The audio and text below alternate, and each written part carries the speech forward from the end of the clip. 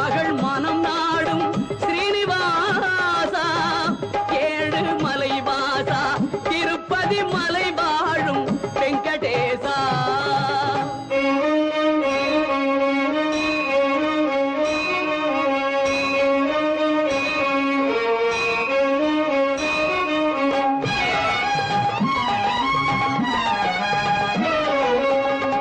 அன்பெனும் அகல் விளக்கை ஏற்றி வைத்தேன்